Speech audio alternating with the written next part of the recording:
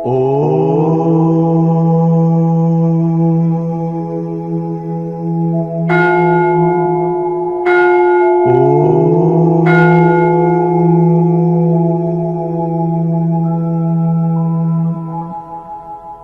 బ్రహ్మజ్ఞాన భారత్, జై బ్రహ్మజ్ఞాన భారత్, జై బ్రహ్మజ్ఞాన భారత్. సుదీర్ఘమైన శ్వాస తీసుకొచ్చి ఆజ్ఞ చక్రాన్ని నిలుపుకొని సుదీర్ఘంగా ఓంకారాన్ని ఉచ్చరించండి.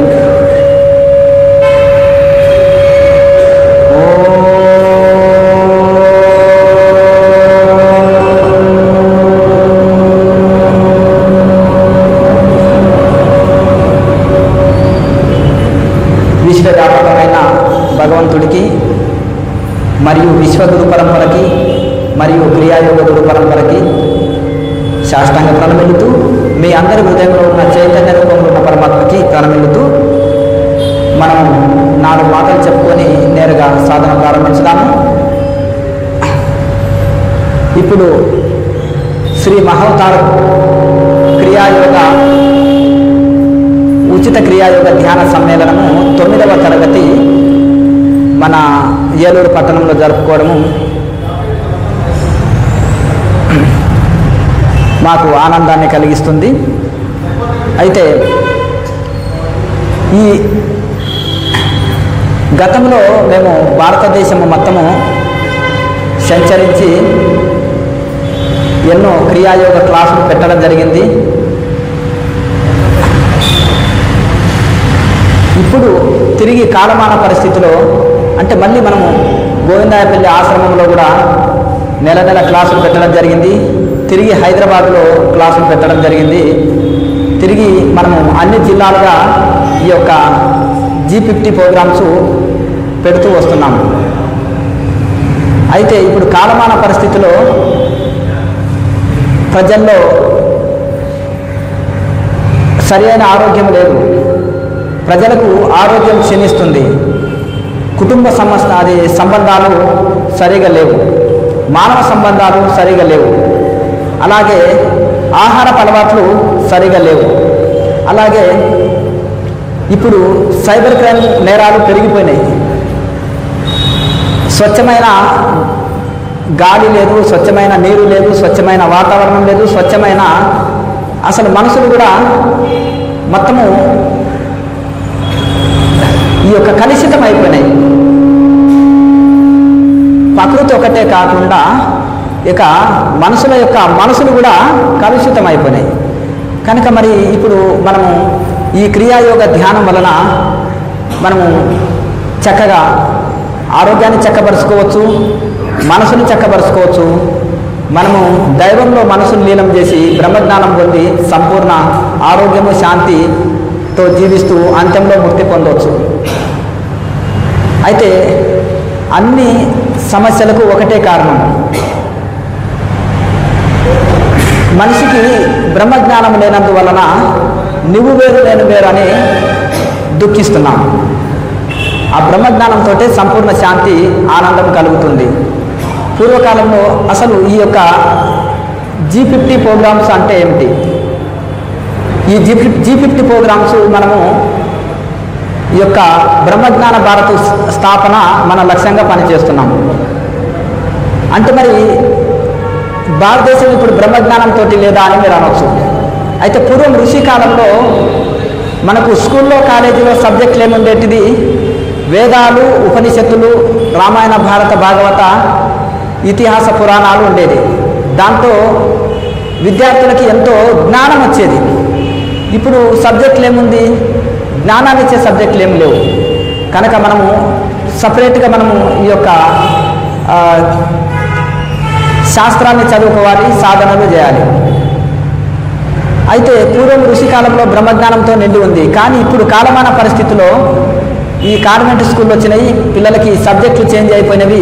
స్కూల్లో, కాలేజీలో, ఇంట్లో ఈ బ్రహ్మజ్ఞానం గురించి కానీ వాళ్ళకి ఆధ్యాత్మిక సంబంధించిన జ్ఞానము అందించడము జరగట్లేదు ఇప్పుడు. కనుక ఇప్పుడు ఈ G50 ప్రోగ్రామ్స్ వలన మనము ప్రజల్లో అన్ని అవగాహన కలిగించాలి. ఆధ్యాత్మికం పైన, అసలు మనం మానవ జన్మ తీసుకున్నది ముక్తి కోసం తీసుకున్నాం. ఆ ముక్తి కేవలం ఆధ్యాత్మిక సాధన ద్వారానే మనం పొందగలుగుతాము, పూర్ణ శాంతి పొందగలుగుతాము. అంటే మిగతా వాటిలో మనము తాత్కాలిక సుఖాలు, తాత్కాలిక ఆనందాలు, ఈ ప్రపంచంలో మనం ఏది పొందినా భౌతికమైనవి, ఏవి పొందినా తాత్కాలికమైనవి, అవన్నీ క్షణిక సుఖాలు, అల్ప సుఖము, అధిక దుఃఖము, ప్రాపంచికమైన అన్ని విషయాలు కూడా. అయితే G50 అంటే ఏమిటి? జ్ఞానం, జ్ఞానానంద గమ్యము 50 ప్రోగ్రామ్స్. అంటే అందరూ బ్రహ్మజ్ఞానం పొందాలని ఉద్దేశంతో ఏర్పాటు చేసినవి G50 ప్రోగ్రామ్స్. అంటే బ్రహ్మజ్ఞాన భారత్గా మారాలి. మరి బ్రహ్మజ్ఞాన భారత్ మారాలంటే అంతటా విరివిగా అన్ని చోట్లల్లా మనము ఈ యొక్క క్రియాయోగ మెడిటేషన్ క్లాసులు పెట్టుకోవాలి. అవి పెట్టుకోవాలంటే ఎంతో శ్రమతో కూర్చుకున్న ఇవి వాలంటరీ సర్వీస్ చాలా అవసరం. మీ జిల్లాలలో మీరు వాలంటరీ సర్వీస్ చేయాలంటే అక్కడ కౌంటర్ దగ్గర వాలంటరీ నోట్బుక్ ఉంటుంది. అందులో మీ డీటెయిల్స్ అన్ని రాస్తే మీరు మీ జిల్లాల్లో మీరు ఈ యొక్క G50 ప్రోగ్రామ్స్కు వాలంటరీ చేయొచ్చు. కండిషన్ ఏంటంటే ఒక 2 ప్రోగ్రామ్స్కైనా వాలంటరీ చేసి ఉండాలి. వాళ్ళు సొంతంగా క్లాసు నిర్వహించాలంటే, వాళ్ళు వాలంటరీ సర్వీస్ చేయాలంటే 2 ప్రోగ్రామ్స్కి వాలంటరీ సర్వీస్ చేసి ఉండాలి. ఇక్కడ మీకు కొన్ని గైడెన్స్ ఇస్తారు, దాన్ని తూచా తప్పకుండా పాటించాలి. అన్ని సేవలు ఉచితంగా ఉంటాయి. మొత్తము సంస్థ ద్వారానే ఈ ఖర్చులు భరిస్తాము. ప్రతి జిల్లాలో జరగాలి, దేశమంతటా జరగాలని మా సంకల్పం. 2014లో కూడా ఏలూరు పట్టణంలో, పాలకొల్లులో, గోదావరి జిల్లాలో పెట్టడం జరిగింది. మొత్తం మన తెలుగు రాష్ట్రాల్లో మొత్తం మేము తిరిగి అప్పుడు క్లాసులు పెట్టినాము, పుస్తకాలు రాసి వచ్చి జిల్లాల్లో నిర్వహించినాము. అయితే ఇప్పుడు కాలమాన పరిస్థితుల్లో మళ్ళీ ఇప్పుడు ప్రజలకు అవసరం అనిపించింది. ఇప్పుడు కనుక మనము ఈ క్రియాయోగం ద్వారా మనము శారీరక మానసిక రుగ్మతలను జయించడం, తర్వాత మనం ఆధ్యాత్మిక వికాసం పొందడం. అయితే ఇప్పుడు ఈ G50 ప్రోగ్రామ్స్ ఇప్పుడు 1,000,000 సంతకాల సేకరణ అని మా వాళ్ళు ఇంతవరకు చెప్పారు వాలంటీర్లు. ఈ 1,000,000 సంతకాల సేకరణ ఎందుకు చేస్తున్నామంటే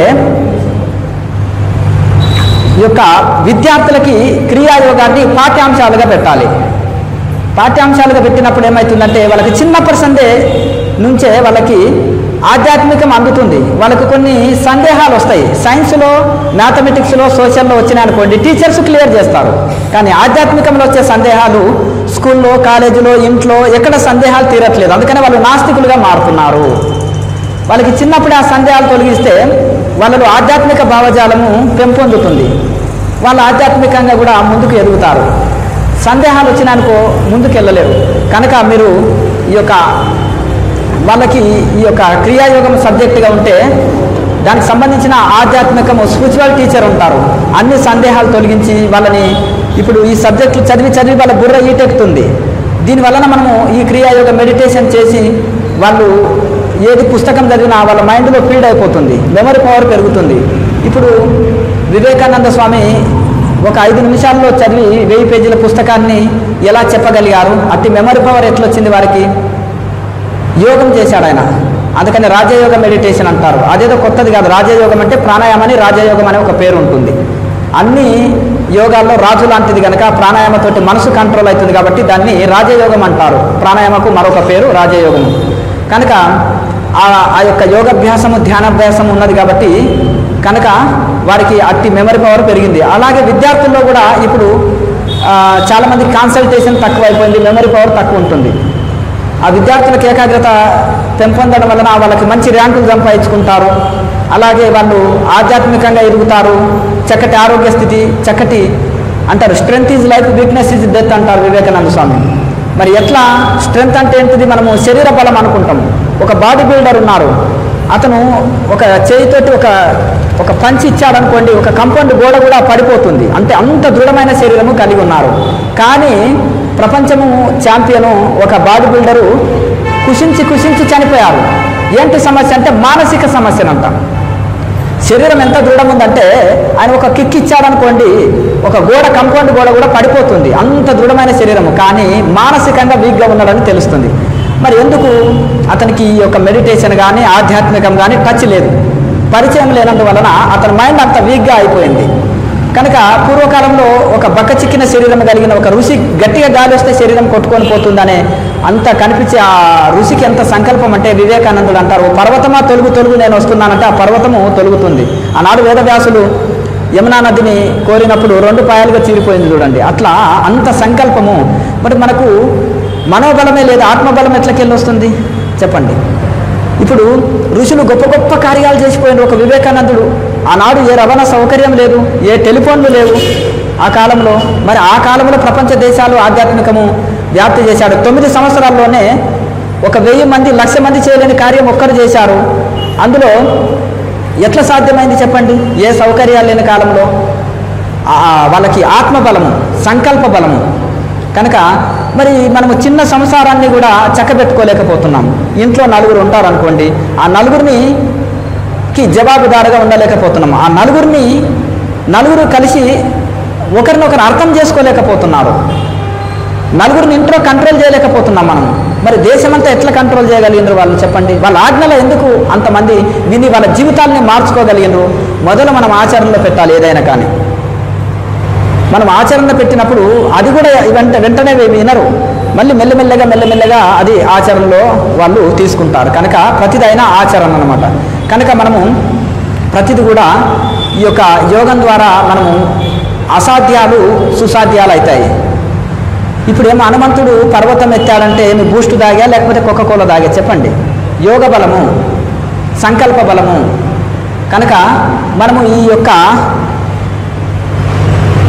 ఎప్పుడు మనకు ఆ సంకల్ప బలం పెరుగుతుంది, మనం అనుకున్న కార్యాలు సాధిస్తాము. ప్రతి ఒక్కరికి అనుకున్న కార్యాలు సాధించాలన్నా వద్దా చెప్పండి? విద్యార్థులు మంచి ర్యాంకు సంపాదించాలన్నా వద్దా? మేము వృద్ధులు మంచం మీద పడి కొడుకు కోడలతో సేవ చేయించుకోవడం ఇష్టమా మీకు చెప్పండి? కోడలు గునుగుతూ తిడుతూ దూషిస్తూ సేవ చేయడం మీకు ఇష్టమా? అందులో పాతకాలం వాళ్ళకు పట్టింపు ఎక్కువ ఉంటుంది. మా కోడలతో నేను చేయించుకోకూడదు, అవునా కదా? చేయించుకోకూడదు, పట్టింపు ఉంటుంది. మరి ఆ పట్టింపు ఉండాలంటే మీరు యోగం చేశారనుకో, కోడలతో చేయించుకోవాల్సిన కర్మ లేదు. సుఖ మరణము, అనాయాస మరణం, అంత్యంలో ముక్తి యోగం చేస్తే. కనుక వృద్ధులు ఏమనుకుంటారు? ఎవరితో సేవ చేయించుకోకూడదు అనే పట్టింపు ఉంటుంది. కనుక తద్వారా వాళ్ళకు వృద్ధులకి చక్కటి ఆరోగ్యం లభిస్తుంది. విద్యార్థులకి నేను ఒకసారి చదివితే నేను ఆ బుర్రలో పీడెక్కిపోవాలి అనే ఇది ఉంటుంది. మరి విద్యార్థులకు ఎంతో మంచి ర్యాంకులు సంపాదిస్తారు, ఎంతో మేలు జరుగుతుంది. అలాగే వ్యాపారులకు ఉంటారు. మార్కెట్ ఎప్పుడు ఒకలాగా ఉండదు. బిజినెస్లు పడిపోయినాయి, ఆన్లైన్ బిజినెస్లు అయినాయి ఇప్పుడు. కనుక అవన్నీ ఉద్యోగులు ఉంటారు. వాళ్ళకు ఉద్యోగం లేనప్పుడు ఒక టెన్షను, ఉద్యోగం ఉన్న తర్వాత పని ఒత్తిడి. కనుక ఇవన్నీ నానా రకాల చిన్న విద్యార్థి నుంచి మొదలు పెడితే వృద్ధుల వరకు కూడా అనేకమైన సవాళ్ళు, ఒత్తిళ్ళు, మానసిక సమస్యలు ఈ కాలంలో ఉన్నాయి. అవన్నీ ఎదుర్కోవాలంటే, తట్టుకోవాలంటే ఏం చేయాలి? అన్ని సమస్యలకు ఒకటే పరిష్కారం, క్రియాయోగ ధ్యానము. ఆ క్రియాయోగ ధ్యానం చేయడం వలన మనకు అన్ని సమస్యల నుంచి మనము చక్కగా ఇదవుతాము. కనుక ఇప్పుడు మనం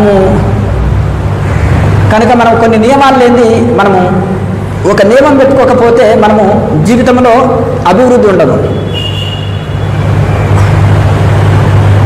ఇప్పుడు మనకు ఒక స్కూల్లో కొన్ని నియమాలు ఉంటాయి, ఒక హాస్పిటల్లో, ఒక గవర్నమెంట్ ఆఫీసులో కొన్ని నియమాలు ఉంటాయి కదా, టైం టేబుల్స్ ఉంటాయి అవన్నీ. అలాగే నిత్య జీవితంలో కూడా మనము కూడా కొన్ని నియమాలు పెట్టుకుంటే, ఆధ్యాత్మికంగా ఎదగాలంటే కొన్ని నియమాలు పెట్టుకుంటే మనము ఆధ్యాత్మికంగా ఎంతో ముందుకు వెళ్తాం. అయితే ఆ నియమాలు ఏంటిదో నేను కనీస నియమాలు, ఎక్కువ కఠినమైన నియమాలు కాదు, కనీస నియమాలు నేను మీతోటి ప్రార్థన చేయిస్తాను, అంటే ప్రతిజ్ఞ చేయిస్తాను. తర్వాత ఇప్పుడు మనకు ఈ క్రియాయోగంలో మనకు తాళోక క్రియ, చక్రస్మరణ, మహాముద్ర, నాభిక్రియ, ప్రాణాయామ, జ్యోతిముద్ర అని ఈ యొక్క 6 ముద్రలు ఉంటాయి. ఈ 6 ముద్రలు చేసి ధ్యానం చేస్తే వెంటనే మనోలయం జరుగుతుంది. ఇవన్నీ ఎందుకులే, ఊరికే కళ్ళు మూసుకొని కూర్చుంటే సరిపోదా అని అనుకుంటాము, కానీ అది అవ్వదు.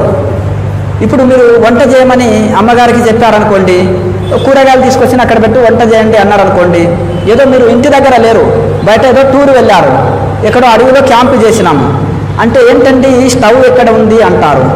అయ్యో కూరగాయలతో వంట చేయొచ్చు కదంటే స్టవ్ లేనిది, పాత్రలు లేనిది, ఉప్పు, కారము, మసాలా, నూనె, వాటికి సంబంధించిన దినుసులు లేనిది అవుతుందా చెప్పండి?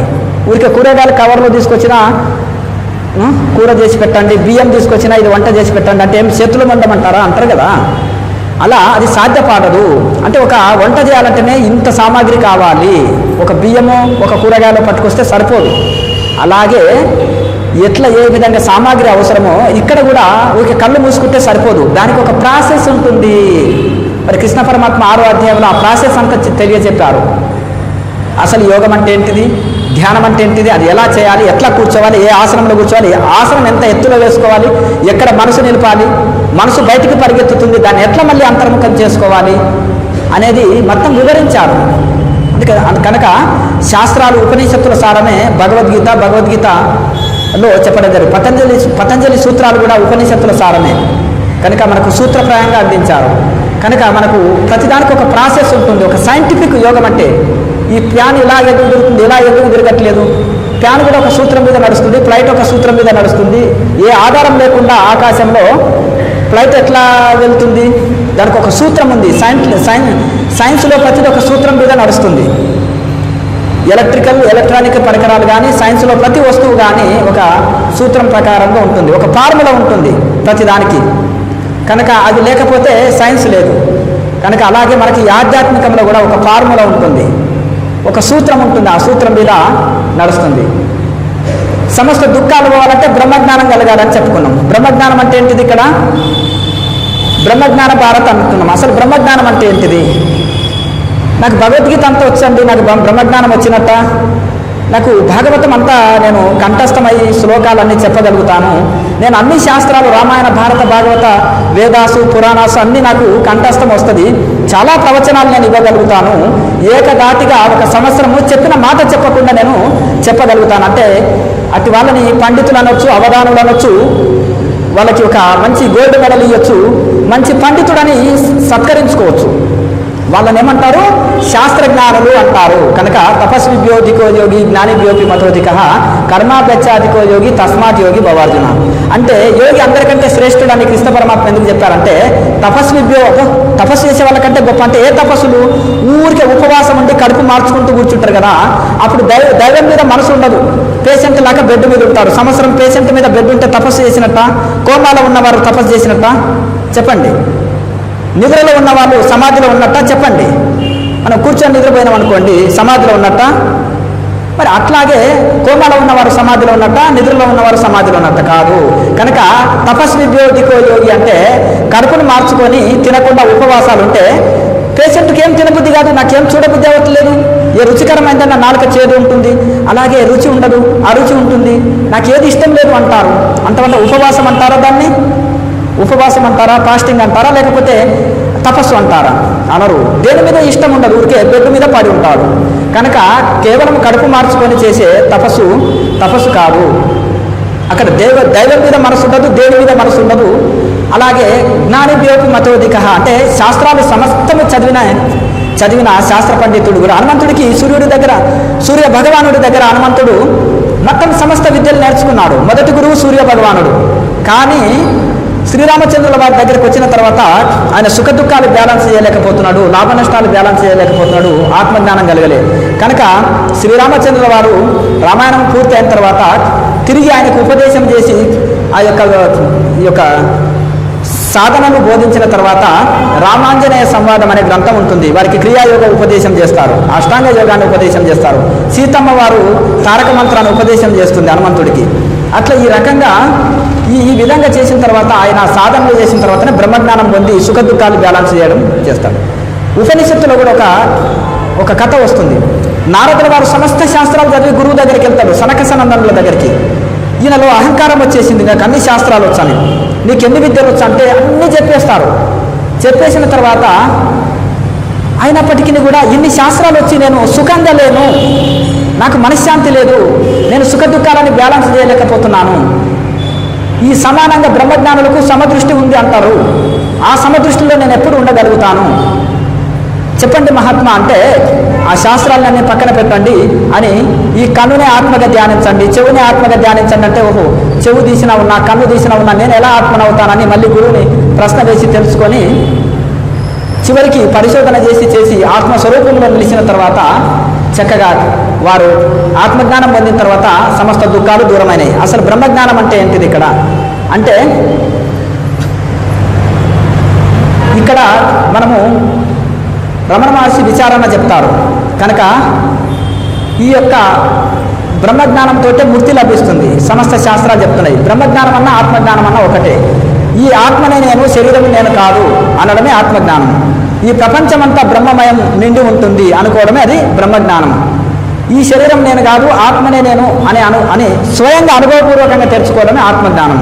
ఆత్మానుభూతి పొందడమే ఆత్మజ్ఞానం.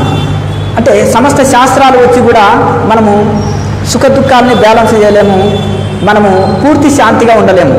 అలాగే ఇంకొకటి కర్మాధ్యక్ష అధికోయోగం, అంటే సమస్త శాస్త్రాలు వచ్చి అనుభవం లేకపోతే లాభం లేదు అని కృష్ణ పరమాత్మ చెప్తున్నారు. వాళ్ళని శాస్త్రజ్ఞానులు, పండితులు అంటారు. ఇక రెండోది, మూడోది, ఒకటి కడుపు మార్చుకొని తపస్సు చేసే వాళ్ళకంటే కూడా, కేవలం పుస్తకాలు చదువుకున్న పుస్తక జ్ఞానుల కంటే కూడా, తర్వాత ఇక్కడ కర్మాధ్యక్ష అధికోయోగి, కర్మయోగులు అంటే వారు ఇక్కడ నోములు, వ్రతాలు, పూజలు, తీర్థాలు సమస్తం చేస్తారు, ఉపవాసాలు ఇవన్నీ బాగా చేస్తారు. అవి సత్కర్మలు అంటారు, పుణ్యాన్ని పెంచుతాయి, కానీ బ్రహ్మజ్ఞానాన్ని ఇవ్వలేవు. ఇప్పుడు ధాన్యంలో బీజం లేకపోతే మొలవదు, అలాగే అవన్నీ మోక్షాన్ని మాత్రం ఇవ్వలేవు, పుణ్యాన్ని పెంచుతాయి అంతే. కానీ మరి మోక్షాన్ని ఏది ఇస్తుంది? బ్రహ్మజ్ఞానము. ఈ శరీరం నేను కాదు, నేను ఆత్మస్వరూపాన్ని అని స్వయంగా అనుభవం తెలుసుకోవాలి. ఈ బ్రహ్మాండం అంతా కూడా బ్రహ్మ పదార్థము నిండి ఉంది. అది ప్రతి జీవిలో అదే బ్రహ్మ పదార్థం ఉంది. అందులో నాలో ఉండే ఏ పరబ్రహ్మ స్వరూపం ఉందో అది ఒక చీమలో, దోమలో, సమస్త జీవరాశుల్లో కూడా ఉంది అని స్వయంగా అనుభవపూర్వకంగా తెలుసుకున్నప్పుడు అక్కడ రాగద్వేషాలు లేవు, సుఖ దుఃఖాలు లేవు, లాభ నష్టాలు లేవు, ఏం లేవు. కనుక ఇంకా సమస్త దుఃఖాలు అప్పుడే దూరం అవుతాయి. కనుక ఆ యొక్క రోగము మూలం తెలుసుకోవాలి. పైన ఎంతమంది రాసిన ఆ లోపల రక్తంలో చెడిపోయింది అనుకోండి, మనము చాలామంది గాయాలైతే ఆయింట్మెంట్ పెడుతుంటారు. లోపల రక్తం అశుద్ధి ఉంది కాబట్టి దాన్ని ఫిల్టర్ చేసుకోవాలి. లోపలికి బయటికి రెండు వైపులా మనం మెడిసిన్ ఇవ్వాలి.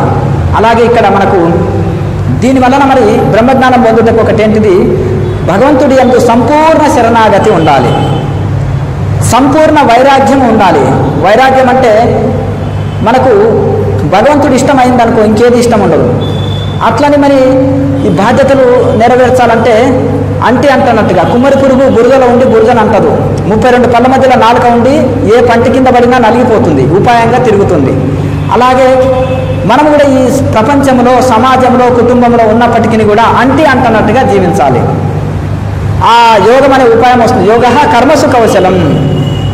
ఈ యోగం అనేది మనము కౌశలయుక్తంగా ప్రపంచంలో జీవించుటకు ఉపయోగపడుతుంది. కనుక ఈ యొక్క బ్రహ్మజ్ఞానంతో సమస్త దుఃఖాలు పోతాయి. ఆ బ్రహ్మజ్ఞానము దేని వలన వస్తుంది? ధ్యానం వలన వస్తుంది. ఆ ధ్యానం కుదరాలంటే యోగం ఉండాలి, ప్రాణాయామాభ్యాసం ఉండాలి. ఎట్లంటే ప్రాణాయామం అనేది ధ్యానం కుదరదు. ఇప్పుడు మీరు వెహికల్ని కంట్రోల్ చేయాలంటే ఏం చేస్తారు చెప్పండి? ఎలా కంట్రోల్ అవుతుంది? బ్రేకులతోటి కంట్రోల్ అవుతుంది కదా. బ్రేకులతోటి వెహికల్ కంట్రోల్ చేసినట్టు ప్రాణాయామతోటి మనసుని కంట్రోల్ చేయొచ్చు. ఈ టెక్నిక్ని ఋషులు కనుక్కున్నారు. కనుక మనము అప్పుడు ఎప్పుడైతే మనసు ఏకాగ్రత చెందిందో అప్పుడు మనం విచారం ద్వారా సరైన లక్ష్యమైన ఆత్మలో పరమాత్మలో మనము మనసును లీనం చేయాలి. లీనం చేసినప్పుడు మనకు పరమాత్మ స్వరూపంగా మనసు మారిపోతుంది. ఇనుపకడ్డిని నిప్పులో పెడితే కొద్దిసేపు అయినాక నిప్పు యొక్క శక్తి ఇనుపకడ్డీలోకి ప్రవేశించి ఇనుపకడ్డీ కూడా నిప్పులాగా మారుతుంది. ఒక నీరుని తీసుకొచ్చి నీళ్ళని మనం ఒక పాత్రలో పోస్తే, ఒక చెంబులో పోస్తే చెంబు ఆకారం, గ్లాసులో పోస్తే గ్లాస్ ఆకారంగా ఉంటుంది. అలాగే మనసు కూడా దేని మీద పెడితే తదాకారంగా మారిపోతుంది. మీరు ఒక షాపులకు వెళ్ళారనుకోండి, ఆ మనసు ఎక్కడైనా కళ్ళు చూసినాయి, మనసు అట్రాక్షన్ అయిందనుకో, ఇంకా అది కొన్నదాకా ఇంకా మీ మనసులో అది తీసుకోవాలని ఒకసారి అనుకున్నారనుకోండి, ఇక ఆ వస్తువు కొన్నదాకా మీకు తృప్తి ఉండదు. అయితే మనసు మళ్ళా ఎప్పటికప్పుడు మారుతూ ఉంది. కోతి లాంటిది మనసు, మైండ్ అంటారు కదా, ఇది మనసు అనేది ఒక కోతి లాంటిది. ఎందుకంటే అది ఎప్పుడు చంచలంగా ఉంటుంది. అందుకని గాలి లేని చోట దీపం ఎలా ఉంటుందో, దీపం కదలదంటే ఏం చేయాలి? దాని మీద ఒక గాజు సీసా పెడతారు కదా, సిమ్మి అంటారు. అది పెట్టినప్పుడు పూర్తిగా మోస్తే మళ్ళీ దీపం ఆరిపోతుంది. ఆక్సిజన్ అవసరం దీపం ఉండాలంటే. కనుక ఆ యోగం అనేది దీపాన్ని చెలించకుండా ఆ యొక్క గాజు సీసా ఏ విధంగా చేస్తుందో మనసుని చెలించకుండా యోగం చేస్తుంది. యోగం మనసుని చెలించకుండా చేస్తుంది. కనుక ఆ యొక్క చిత్తం అనేది దీపంతో సమానము. కనుక ఈ మనసు కూడా ఎప్పుడు చెలించేది కాబట్టి దానికి ఆ దీపానికి ఏ విధంగా గాజు సీసా పెడతామో ఈ మనసు కూడా ఈ ప్రాణాయామ అభ్యాసం వలన మనసుని కదలకుండా చేయొచ్చు. కనుక ఈ మనసుని ఆత్మలో పరమాత్మలో లీనం చేసినప్పుడు తదాకారంగా నిరంతర ధ్యానం చేయడం వలన మనసుకు ఒక అభ్యాసం అవుతుంది. ఒక పశువులు ఉంటాయి పల్లెటూరులో, ఏం చేస్తారు రైతులు, ఇది కొంచెం ఇట్లా వదిలిపెడితే పక్క వాళ్ళ పంట చేనంతా తినివేస్తుంది, మనకు వాళ్ళతో చాలా ఇబ్బందులు అవుతాయని వాళ్ళు ఏం చేస్తారంటే బలమైన గొలుసు లేదా తాడుతోటి కట్టి వేస్తారు, దానికి ఇష్టమైన పచ్చి మేతని వేస్తారు. అప్పుడు పశువు ఎక్కడ పోదు, అది అభ్యాసం అవుతుంది, తనకు రుచికరమైన మేత ఉండడం వలన తిని చక్కగా అక్కడే ఉంటుంది, అభ్యాసం అవుతుంది, తర్వాత కట్టి వేయకుండా అక్కడే ఉంటుంది, అభ్యాసం అయిపోయింది. అలాగే మనం కూడా ఏం చేస్తామంటే పిల్లల్ని బయటికి వెళ్లకుండా ఆట బొమ్మలతోటి ఆడించినట్టుగా అక్కడే ఉన్నట్టు మన మనసు కూడా అలా ధ్యానం వలన, నిరంతర యోగాభ్యాసం వలన మనసు అంతర్ముఖమవుతుంది, ఆనంద స్థితిని అందుకుంటుంది. ఆ మనసు బయట ఇతర విషయాల్లోకి వెళ్ళదు. మనసు దేనికోసం బయటికి వెళ్తుంది? సంకల్పము, కోరికలతోటి, ఆ విచారణతోటి ఆ కోరికల్ని సంకల్పాలని తగ్గించుకొని తర్వాత మనసు దైవంలో లీనమైనప్పుడు ఒక శాంత స్థితిని, ప్రశాంత స్థితిని అందుకుంటుంది. అడవుల్లో ఋషులకి ఏమి ఉండవు, ఏ వసతులు ఉండవు, కానీ చాలా ఆనందంగా బ్రహ్మానంద స్థితిలో ఓలలాడతారు. ఇక మనకు భౌతికమైన ఆనందమే లేదు, ఇంకా బ్రహ్మానందం ఎటు నుంచి వస్తుంది చెప్పండి? కనుక ఆ ఋషులకు ఏం లేకున్నా ఎందుకు ఆనందంగా ఉన్నారంటే వాళ్ళు బ్రహ్మజ్ఞానంతో నిండి ఉన్నారు, పూర్ణ శాంతిని పొందుతున్నారు. మనము తృప్తిగా పంచపక్ష పరమాన్నాలు భోంచేసినాం అనుకోండి, ఇక పక్క వాళ్ళు ఏదైనా మామూలుగా జావా తాగమంటే తాగుతామా చెప్పండి? లేదు. అలాగే మనం ఇక్కడ కూడా ఆ పరమాత్మలో మన మనసు లీనమై బ్రహ్మానంద సుఖంలో ఉన్నప్పుడు ఇతర ఆనందాలు మన మనసు కోరదు, ఇంకేది కోరదు, వేటిని కోరదు. కనుక ఆ యొక్క ఆనంద స్థితిని అందుకున్న ఋషులకు అందుకనే ఎటువంటి భౌతికమైన ఆసక్తులు ఉండవు. అలా అంటే గృహస్థాశ్రమంలో ఎందరో ఋషులు ఉన్నారు. ఇప్పుడు లాయరి మాస, ఇప్పుడు మనకు ఒక యోగి ఆత్మకథలో గురువులందరూ కూడా ఇంకా గొప్ప గొప్ప గురువులు ఉన్నారు. వాళ్ళు గృహస్థాశ్రమంలో ఉండి కూడా ఎలా అంటే వీరబ్రహ్మేంద్ర స్వాముల వారు, అలాగే కబీర్ దాసు, అలాగే ఎందరో మహానుభావులు ఉన్నారు. వాళ్ళందరూ కూడా గృహస్థ జీవితంలో ఉండి కూడా వాళ్ళు బాధ్యతలు ఎక్కడైనా విస్మరించారా? ఇల్లును వదిలిపెడితే మోక్షం రాదు, హిమాలయస్కి వెళ్తే రాదు, సాధన చేస్తే మోక్షం వస్తుంది. కనుక కుటుంబ జీవనంలో ఉంటూ బాధ్యతలు నెరవేర్చుకుంటూ కూడా సాధన చేసి తరించవచ్చు. మన ఇల్లునే ఒక తపోవనంగా మార్చుకోవచ్చు, ఒక ఆశ్రమంగా మార్చుకోవచ్చు. గృహస్థ ఆశ్రమం అట్లా ఒక ఆశ్రమంగా మారుతుంది. కనుక మనం ఒక సమయపాలన పాటించి ఒక సమయం ప్రకారం ఇట్లా విచారణ, ప్రాణాయామాభ్యాసము, వైరాగ్యము, అట్లా సంపూర్ణ భక్తితో కూడిన శరణాగతి, తర్వాత సంపూర్ణ వైరాగ్యము, సంపూర్ణ శరణాగతి, అలాగే విచారణ, ప్రాణాయామ అభ్యాసము, నిరంతర ధ్యానము. అప్పుడు ఇవన్నీ కూడా మనము మనసు అంతర్ముఖం అవుట కోసం ఉపయోగపడతాయి. కనుక ఇప్పుడు యోగం అంటే ఏదో మనం ముక్కు పూసుకోవడమో లేకపోతే ప్రాణాయామ చేయడమో కళ్ళు మూసుకోవడమో కాదు, ఇవన్నీ ఉండాలి. ఇవన్నీ ఉన్నప్పుడే మనకు చాలా ఉంటుంది. కానీ ఆహారానికి ధ్యానానికి ఏం సంబంధం అని చాలామంది అనుకుంటారు. కానీ తమో గుణము, రజోగుణము, సత్వగుణం అని 3 గుణాలు ఉంటాయి, 3 రకాల ఆహారాలు ఉంటాయి, 3 రకాల ప్రవృత్తులు ఉంటాయి. కనుక ఇవన్నీ విచారణ చేసి మనం సత్వగుణ ఆహారం తీసుకోవాలి.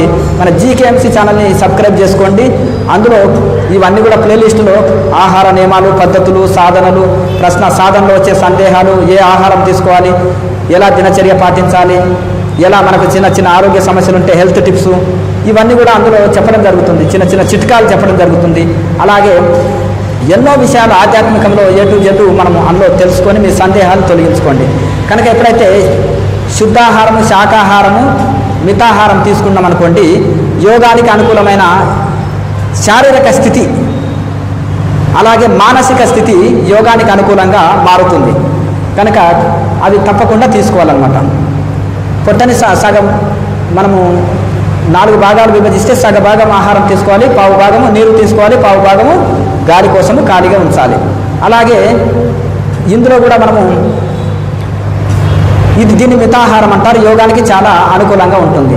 కనుక మొదటిది తాళవిక్రియ, చక్రస్మరణ, మహాముద్ర, నాభిక్రియ, ప్రాణాయామ, జ్యోతిముద్ర అని చెప్పుకున్నాం కదండి. మనము ఈ యొక్క నాలుక ఎక్సర్సైజుల్ని మనము చేస్తే ఈ నాలుక ఇప్పుడు ఉండేదనుకుంటే 1 ఇంచు పెరిగితే దాన్ని పూర్ణ కేచర్ వస్తుంది. కనుక ఆ కేచర్ ముద్ర ద్వారా మనము ఓకే అయితే మనము పూర్ణ కేచర్ వచ్చినప్పుడు లాభం ఏంటంటే ఈ ప్రాణాయామం చేస్తుంటే శరీరంలో ఉష్ణం పెరుగుతుంది. శరీరంలో ఉష్ణం పెరగనివ్వదు. ఇంకొకటి అలాగే ఈ సుష్మనాడిలో ఈ శ్వాసక్రియ సుష్మనాడిలో నడిచేటట్టుగా సహకరిస్తుంది. అలాగే దీర్ఘ శ్వాసక్రియ చేయగలుగుతాం. ప్రారంభంలో మనము శ్వాసని దీర్ఘంగా చేయలేకపోతారు. కనుక ఈ కేచర్ ముద్ర వస్తే దీర్ఘ శ్వాసక్రియలు నడపగలుగుతాం. కుంభకం ఎక్కువసేపు చేయగలుగుతాం. అలాగే సుష్మన అనేది ఓపెన్ అవుతుంది. అలాగే ఇంకొకటి మనసు ప్రశాంతంగా మారుతుంది, మనసు దైవంలో అంతర్ముఖమవుతుంది. ఒక 2-3 రోజులు అన్నము నీరు లేకున్నా కూడా మనము ఉండే స్థితి ఈ కేచర ముద్ర మనకు కలిగిస్తుంది. ఒక పాము ఒక రంధ్రంలోకి వెళ్ళినప్పుడు ఆ రంధ్రాన్ని మనము కాంక్రీట్ వేసిన అది ఒక సంవత్సర కాలమైన అన్నం నీరు లేకుండా ఉండగలుగుతుంది. ఎందుకంటే అదేం చేస్తుందంటే ఈ నాలుక పొడుగు ఉంటుంది పాముది. కేచర ముద్రలో రివర్స్లో ఆ యొక్క కేచర ముద్రలో నాలుకని కంఠకుహరములు లాక్ చేసుకొని ఉంటుంది. అయితే అందుకనే లాహిరి మాయస అంటారు. జీబు ఉల్టా, శ్వాస ఉల్టా, దృష్టి ఉల్టా అంటారు. ఎందుకు ఉల్టా ఉల్టా ఉల్టా అంటున్నారు? ఏంటంటే శ్వాస ఉల్టా అంటే మనము తీసుకునే శ్వాస అధోముఖంగా వెళ్తుంది, దాన్ని ఊర్ధ్వముఖంగా సుష్మన ఉల్టా పైకి మలపాలి. ఇప్పుడు ప్రాణాయామం అలాగే. అందుకనే మూలాధారం నుంచి ఈ యొక్క ఆజ్ఞా చక్రం వైపు చేయమని మనం ఇక్కడ సలహా ఇస్తాం. ఎందుకు ఇస్తామంటే శ్వాస ఉల్టా, అధోముఖంగా వెళ్తున్న శ్వాసని ఊర్ధ్వముఖంగా మలపడం.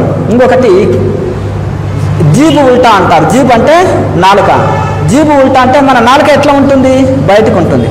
ఆ నాలుక బయటకు ఉంటే ప్రమాదం ఏంటిది? ఎక్కువగా మాట్లాడతాం, ఎక్కువ భోంచేస్తాం, నాలుక రుచి కోరుతుంది. అది జీబు ఉల్టా అనుకోండి, రివర్స్లో నాలుక ఉందనుకో, రుచులు కోరదు, మాట్లాడడానికి అవకాశం ఉంటుంది. నాలుకని మరిచి మాట్లాడాలని చూద్దాం, మాట్లాడలేరు. మాట కంట్రోల్, భోజనం కంట్రోల్ వస్తుంది. ఇంకొకటి అవన్నీ కంట్రోల్ వస్తాయి. ఈ 2 కంట్రోల్ వస్తే చాలా మేలు జరుగుతుంది. కనుక ఎల్లవెల్లలా నాలుకని మడత పెట్టి ఉంచండి, కూటస్థ దృష్టి కలిగి ఉండండి అంటారు. దృష్టి ఉల్టా అంటే మన దృష్టి కంటి చూపు బయటి ప్రపంచం వైపు వెళ్తుంది. వెళ్ళడం వలన మనం ప్రపంచాకారంగా మారుతుంది. అదే దృష్టి కూటస్థం వైపు. దృష్టి ఉల్టా అంటే ఇక్కడ కూటస్థం వైపు తిప్పుకోండి. ఈ కళ్ళు మూసుకున్నప్పుడు 3వ కన్ను మీదకి, రెండు కళ్ళు మూస్తే చర్మనేత్రాలు మూస్తే జ్ఞాననేత్రం వైపు మన దృష్టి మలుపుకొని కూటస్థాన్ని లో దృష్టి ద్వారా చూస్తుండాలి. ఆ లో చూపు ద్వారా కూటస్థాన్ని చూడడం వలన మనకు అక్కడ బాగా ధ్యానం చేసే వాళ్ళకి అక్కడ కొంచెం లాగినట్టుగా కదలికలు వస్తుంటుంది. అంటే కరెక్ట్ మెడిటేషన్ చేస్తున్నామని అర్థం. తద్వారా తెరిచిన కన్ను మూయాలి, మూసిన కన్ను తెరవాలి. అట్లా అందుకనే మనము కనుకనే ఈ శరీరానికి 10 రంధ్రాలు ఉన్నాయి. ఆ 10 రంధ్రాలు తెరవబడి ఉన్నాయి. జీవుడు అనే చిలుక అనే జీవుడు అనేది చిలుక, ఇది పంజరము. ఆ తాళాలు లేవన్నీ ఓపెన్గా ఉన్నాయి. ఈ 9 ద్వారాలు నవద్వారే పురేదేహి అంటారు. కనుక 9 ద్వారాలతో కూడిన ఈ శరీరంలో జీవుడు అనే చిలుక ఎప్పుడైనా ఎగిరిపోవచ్చు. ఎందుకంటే అన్ని ఓపెన్గా ఉన్నాయి, తాళాలు లేవు. మరి ఏం చేయాలంటే ఈ 9 యొక్క రంధ్రాలని లాక్ చేసి వేయాలి.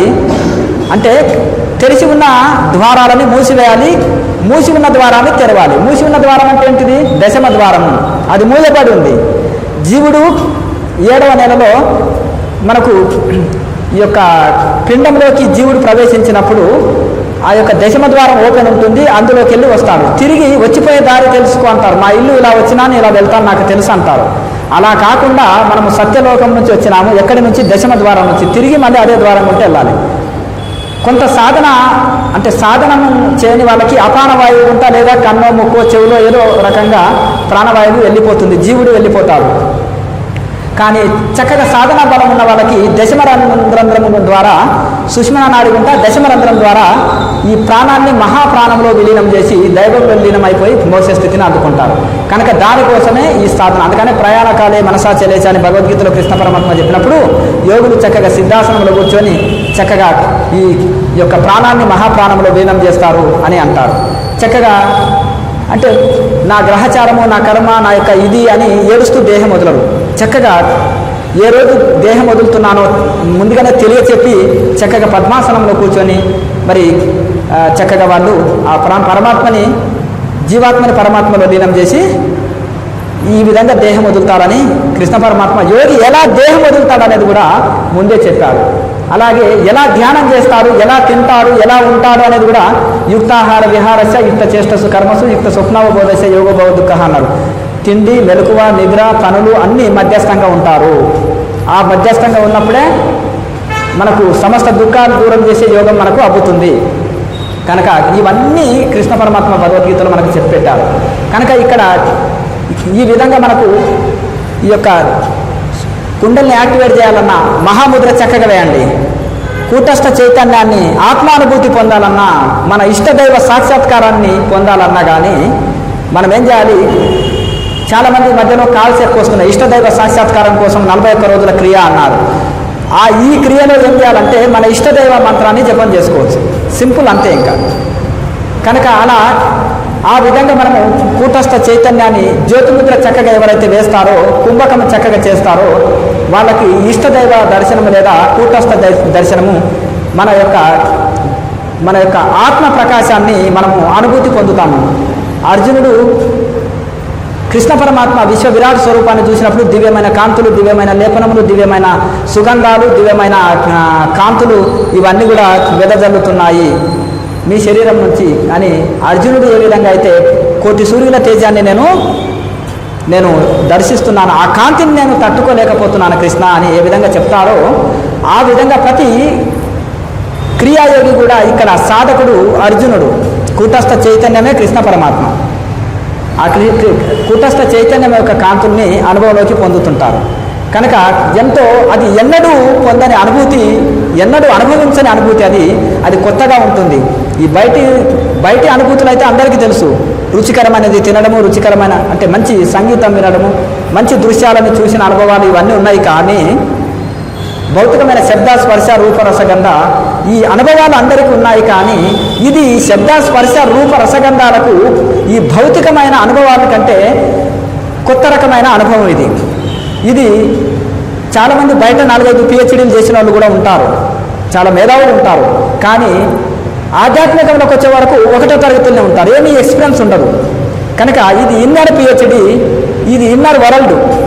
లోపల ఉండే ఒక దైవ సామ్రాజ్యం ఉంది. మన శరీరంలో ఒక దైవ సామ్రాజ్యం ఉంది. ఆ సామ్రాజ్యాన్ని అనుభూతి పొందాలంటే సాధన, దానికి క్రియాయోగం, వేరే మార్గం లేదు. కనుక యోగం శరణం గచ్చామి, యోగాన్ని శరణు వేడండి. కనుక ఆ రకంగా యోగంతో ధ్యానం కుదురుతుంది, ధ్యానంతో బ్రహ్మజ్ఞానం వస్తుంది, బ్రహ్మజ్ఞానంతో సమస్త దుఃఖాలు దూరం పోయి పూర్ణ శాంతిని పొందుతాము. ఇంకేది అక్కర్లేదు మనకు. ఏది పొందితే ఇంకా పొందనక్కర్లేదో, ఏది తెలుసుకుంటే ఇంకా తెలుసుకోనక్కర్లేదో, అది కావాలి మనకు. ఏది తెలుసుకున్నా ఇంకేదో తెలుసుకునేది ఉంటుంది, ఏది పొందినా ఇంకేదో పొందేది ఉంటుంది.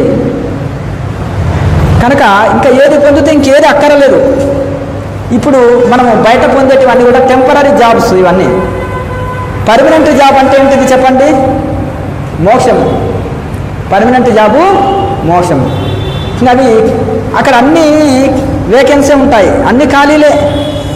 ఇప్పుడు మనము అర్హత పొందినా కానీ గవర్నమెంట్ దగ్గర పోస్టులు లేకపోతే ఉద్యోగం ఇవ్వదు, వెయిటింగ్ లిస్ట్లో పెడుతుంది మనని.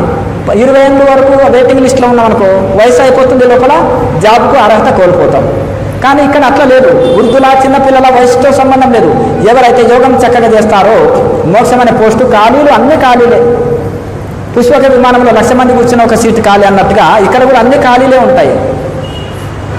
కనుక అయ్యో మేము చేస్తే ఈ జన్మలో మోక్షం పొందుతామా, ఈ జన్మలో తరిస్తామనే డౌట్ పెట్టుకోకండి.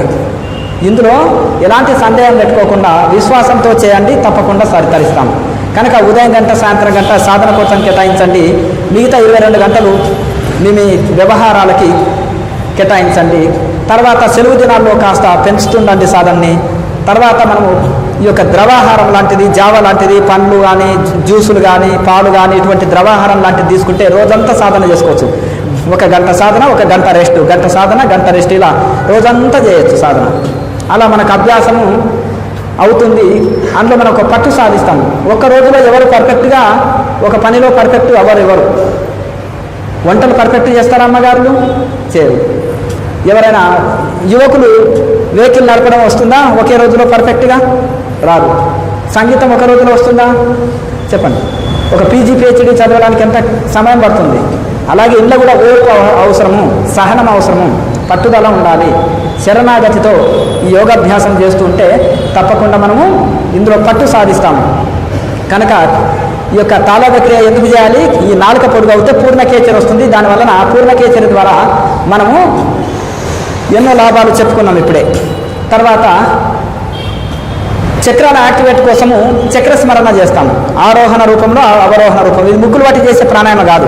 ఇది మనము చక్కగా ఇలా కూర్చొని చేస్తుంటే వాళ్ళు కళ్ళు మూసుకొని వాళ్ళు ధ్యానం చేస్తున్నారు అనుకుంటారు తప్ప మనం లోపల యోగం నడిపించేది కూడా ఎవరికీ తెలియదు. ఓకే, కళ్ళు మూసుకొని 2 ముక్కు రంధ్రాల ద్వారా సుష్మనాడి ద్వారా నడిపించే ప్రాణాయామ ఇది. ఎవరికీ తెలియదు మనం ప్రాణాయామ చేసేది కూడా. కనుక తర్వాత మనము చక్రాల యాక్టివేట్ కోసము చక్ర స్మరణ చేస్తాము. తర్వాత యొక్క మహాముద్ర. కుండల్ని యాక్టివేట్ కోసము మనం ఆధ్యాత్మికంలో వినుంటాము. కుండల్ని యాక్టివేట్ లేని ఆధ్యాత్మికములో మనము ముందుకు వెళ్ళలేమని మీరు చదవడం తెలుసుకొని ఉంటారు. కానీ మరి ఆ కుండల్ని ఎలా యాక్టివేట్ చేసుకోవాలనేది అంతటా తెలియదు, చాలామందికి తెలియదు. ఆ కుండల్ని యాక్టివేట్ కావాలంటే హఠయోగంలో కొన్ని కఠిన పద్ధతులు ఉంటాయి.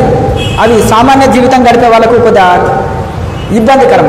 కానీ ఆ ఫలితము ఇందులో మహాముద్రలో వస్తుంది. హఠయోగంలో మహాబంధనంలో ఏ ఫలితం వస్తుందో, మహాబంధన క్రియలో ఏ ఫలితం వస్తుందో హఠయోగంలో ఈ మహాముద్రలో కూడా ఆ ఫలితం వచ్చేస్తుంది. కనుక ఈ మహాముద్ర ఎవరైతే చక్కగా పర్ఫెక్ట్ వేస్తారో వాళ్ళకి లాభం ఏంటంటే కాళ్ళ నొప్పులు, కీళ్ళ నొప్పులు, సయాటిక, నడువు నొప్పి ఇవన్నీ పోతుంది. శరీరం తేలికగా అవుతుంది. శరీరం యోగానికి కావలసిన ఫిట్నెస్ శరీరానికి వస్తుంది. చక్కగా యోగానికి ధ్యానం చేసే సామర్థ్యము శరీరము కలిగి ఉంటుంది. అలాగే ఇంకొకటి కుండల్ని యాక్టివేట్ చేస్తుంది. ఎప్పుడైతే కుండల్ని యాక్టివేట్ అయినందుకో అది ఊరుకోదు, ఒక్కొక్క చక్రాన్ని శుద్ధి చేస్తుంది. రోజు సాధన చేస్తూ ఉంటే ఒక చక్రాన్ని శుద్ధి అవుతుంది. తర్వాత అందుకనే కుండల్ని యాక్టివేట్ కావాలంటే ఏం చేయాలి? చాలామంది అడుగుతుంటారు, కుండల్ని త్వరగా ఎట్లా యాక్టివేట్ అవుతుందండి, ఎట్లా అవుతుంది స్వామీజీ అని అడుగుతుంటారు. దానికి మహాముద్రని బాగా ప్రాక్టీస్ చేయండి. తర్వాత నాభిక్రియ చక్కగా ఎవరికైతే సుషుమ్నా నాడి చక్కగా నడవాలనో, సంపూర్ణ ఆరోగ్యం లభించాలనో వాళ్ళు మంచిగా నాభిక్రియని బాగా చేయండి. తర్వాత ఈ ప్రాణాయామ అభ్యాసం వలన చాలా మంది అనుకుంటారు మాకు సమాధి స్థితి ఎప్పుడు కలుగుతుంది అంటే క్రియ చేస్తే నిష్క్రియ స్థితి లభిస్తుంది. క్రియ అంటే శ్వాసక్రియ. ఈ శ్వాసక్రియని మనము చక్కగా ప్రాణాయామ అభ్యాసం చేస్తే నిష్క్రియ స్థితి, శ్వాస లేని స్థితి, శ్వాస నిలిచిపోయిన స్థితి కలుగుతుంది. కనుక ఆ ప్రాణాయామం ద్వారానే అది సాధ్యమవుతుంది. ఆ ప్రాణాయామం ద్వారానే చక్రాలు శుద్ధి అవుతాయి. ఆ ప్రాణాయామం వల్లనే కుండల్ని యాక్టివేట్ అవుతుంది. ఆ ప్రాణాయామం వల్లనే సమాధి స్థితి కలుగుతుంది. ప్రాణాయామం చేసిన తర్వాత ధ్యానం చేయాలి. కనుక తర్వాత మనకు జ్యోతిముద్ర. జ్యోతిముద్ర యొక్క లాభం ఏంటంటే ఇంతవరకే చెప్పుకున్నాం మనం, ఎన్లైటైన్మెంట్ పొందిస్తుంది. అలాగే మనకు ఆత్మ ప్రకాశాన్ని అనుభూతి, దైవ ప్రకాశాన్ని అనుభూతి కలిగిస్తుంది. నేను ఇన్ని రోజుల నుంచి పూజలు చేస్తున్నాను, నాకు అమ్మవారి దర్శనం ఇంకా కలగలేదండి, వెంకటేశ్వర స్వామి దర్శనం కలగలేదు, హనుమంతుల వారి దర్శనం కలగలేదు, శ్రీరాముల వారి దర్శనం జరగలేదు, శ్రీకృష్ణుడి దర్శనం జరగలేదు, గణపతి దర్శనం జరగలేదు అని బాధపడుతుంటారు. మీరు ఇంకొక 1,000,000 జన్మలు పూజలు చేసినా అది సాధ్యం కాదు. 1,000,000 జన్మలు సాధ్యం కాదు. ఇప్పుడు మనం వస్తువు ఏడబోయిందో ఆడ వెతకాలి, ఇంకొక దగ్గర వెతికితే ఇవి సత్కర్మలు అని చెప్పినాము. ఈ పూజలు, నోములు, వ్రతాలు, పారాయణాలు ఏం చెప్పినాము? సత్కర్మలు. సత్కర్మలు పుణ్యాన్ని పెంచుతాయి, మనకు ఒక సన్మార్గంలో నడిచేటట్టు చేస్తాయి. సాక్షాత్తు ముక్తినిచ్చే ఇది వాటికి ఉండదు. కారు ఎంత కింద రోడ్డు మీదే ప్రయాణం, మరి గాలిలో ఎగరాలంటే ఏం చేయాలి? విమానము. ఇప్పుడు కాశీ గంటలో తీసుకెళ్ళలేదు కారు కెపాసిటీ ఎంతవరకు? రోడ్డు మీద నడుస్తుంది, లిమిట్ ఉంటుంది. అది మరి గంటలో కాశీ తీసుకెళ్లాలంటే ఫ్లైట్కే సాధ్యము. అప్పుడు ఫ్లైట్లో కూర్చున్నప్పుడు ఒక గంటలో ఆకాశంలో వెగిరిపోయి చక్కగా గంటలో కాశీలో మిమ్మల్ని దిలుస్తుంది. అలాగే అందుకనే ఇవి స్వయంగా మనకు ముక్తిని కలిగించే సామర్థ్యం వీటిలో లేదు. కనుక సాక్షాత్తు శంకరాచార్యుల వారు ఉపనిషత్తులో చెప్పింది, శంకరాచార్యులు చెప్పింది కాదు. ఆ ఉపనిషత్తు సారమంతా ఆయన ఎన్నో వేదాంత పుస్తకాలు రాశారు. ఆత్మబోధ, వేదాంత డిండిమ, అలాగే ఆత్మానుభూతి, రకరకాల పుస్తకాల్లో చెప్పారనమాట. వివేక చూడమని ఇటువంటి మహత్తర గ్రంథాలలో మీరు 1,000,000 జన్మల్లో కూడా పారాయణాలు చేసినా, పూజలు చేసినా, నోములు, వ్రతాల చేత ముక్తి పొందలేము. 1,000,000 దానాల చేత, యజ్ఞాల చేత, దానాల చేత, పూజలు, నోములు, వ్రతాల చేత, పారాయణాల చేత, శాస్త్ర జ్ఞానము చేత ఈ ముక్తి లభించదు. మరి దేని ద్వారా? అనుభవ జ్ఞానంతో, తపస్సు ద్వారా, ధ్యానం వలన ఈ బ్రహ్మజ్ఞానం కలుగుతుంది. ఆ ధ్యానం కుదరాలంటే యోగం ఉండాలి, ప్రాణాయామ అభ్యాసం. కనుక దీని వలన మనకు సాధ్యత. అందుకనే విచారణ ఉండాలి, ధ్యానం ఉండాలి, నిరంతర ధ్యానం ఉండాలి, స్వయం అనుభవం పొందాలి. ఈ శరీరం నేను కాదు, నేను ఆత్మస్వరూపాన్ని అని స్వయం అనుభవం పొందినప్పుడు బ్రహ్మజ్ఞానం కలుగుతుంది, ఆత్మజ్ఞానం కలుగుతుంది. తద్వారా మనము ముక్తాత్మలం అవుతాము. కనుక ఇప్పుడు ఈ యొక్క ఆత్మ ప్రకాశాన్ని దర్శించినప్పుడు సాధకులు ఎంతో తృప్తి చెందుతారు, ఎంతో ఆనందము, ఎంతో పారవస్య స్థితి. అయ్యో నేను ఎన్నడూ ఇంత ఆనందము నేను పొందలేదు, నాకు ఎన్నడూ అని చాలా సంతోషపడతారు. హనుమంతుడు అలాగే కొండ మీద ఉండి చక్క తపస్సు చేస్తున్నప్పుడు శ్రీరాముల వారు చెప్పిన ఆ సాధనని చక్కగా కూర్చొని సాధన చేసినప్పుడు ఆయన ఆత్మ ప్రకాశాన్ని అనుభూతి పొందినప్పుడు ఉపనిషత్తులో రాశారు. ఆయన ఎగిరి గంతులు వేస్తారు. ఆహా, ఏమి ఆనందము, ఏమి ఆనందము, నా జన్మ ధన్యము, నా తల్లిదండ్రులు ధన్యము, నా యొక్క ఏమి భాగ్యము, ఏమి ఆనందము, నేను ఈ జన్మలో అనుభవించలేని ఆనందము అని ఆయన చాలా సంతోషపడతారు. అలాగే స్వయంగా నారదుల వారు, స్వయంగా దత్తాత్రేయుల వారు కూడా తపస్సు చేసినప్పుడు ఈ ఆత్మానుభూతి పొందినప్పుడు ఎంతో వర్ణన, చాలా పేజీల్లో వర్ణన రాసుకున్నారు వాళ్ళ అనుభవం వారు. కనుక అలాగే ప్రతి సాధకులు కూడా ఈ సాధన చేస్తుండగా అతి ఆనంద స్థితిని మనం అందుకుంటాము. కనుక సమస్త దుఃఖాలు దూరం పోయి ఈ మన మనసు ఇంకా ఏమీ కోరదు. అది ఒక క్రియాయోగంతో సాధ్యము. ఇది నిన్న వచ్చింది కాదు. ఉపనిషత్తు ఋషులంతా కూడా ఇది చేశారు. రాముడు, కృష్ణుడు, సప్త ఋషులు, దేవాది దేవతలందరూ కూడా ఈ సాధనలు చేశారు. ఆ ఉపనిషత్తులు ఋషులు చేసిన సాధనలు ఉపనిషత్తులో ఉంటే పతంజలి మహర్షి ఆ మొత్తాన్ని తీసుకొని వచ్చి పతంజలి సూత్రాలుగా రాశారు. ఆ పతంజలి సూత్రాలు ఉపనిషత్తు సారము, అష్టాంగ యోగము, అష్టాంగ యోగ సారము క్రియాయోగము. ఆ క్రియాయోగము పతంజలి మహర్షి శిష్యుడైన మహావతార్ బాబాజీ అక్కడికి వెళ్ళి గురువు దగ్గర వెళ్ళి, మహాత్మా, మీరు చెప్పింది గురుదేవ, ఈ సాధన చేస్తే మార్కండేయుడులాగా సప్త ఋషులలాగా మనము మృత్యువును జయించవచ్చునా అని అడిగారు. ఓహో, ఇది మృత్యువును జయించే క్రియ అని చెప్తారు. ఇది సాధ్యమేనంటే సాధ్యమేనా ఆయన అని చెప్తారు. అప్పుడు ఆ విధంగా వారు సాధన చేసి ఇక మృత్యువును జయించి వారు ఈ యొక్క కలియుగంలో మనకు నిదర్శనగా, అంటే ఈ కలియుగ మానవులు కూడా మృత్యువుని జయించవచ్చు అని ఆయన నిరూపించారు. తర్వాత ఈ గృహస్థాశ్రమంలో ఎక్కువ ఉంటారు కనుక ఈ గృహస్థులకు ఇదంతా మేలు జరగాలని లాహిరి మహాశయాన్ని ఎంచుకొని వారికి శిక్షణ ఇచ్చి సమాజంలోకి పంపారు.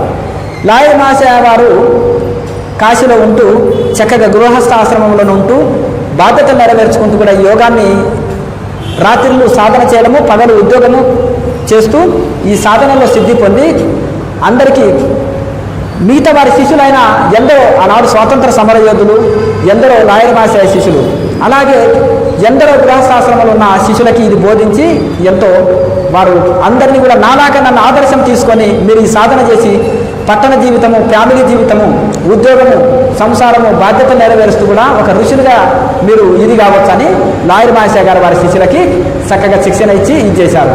కనుక ఇప్పుడు మనం ఈ 6 ముద్రలు చేసి సాధన చేయాలి. కనుక నశ్రేయో నియమం వినా అని అనుకున్నాం కదా. ఇప్పుడు నియమం లేని శ్రేయస్సు లేదు అనుకున్నాం కదా. మరి ఆ నియమం పెట్టుకుందామా?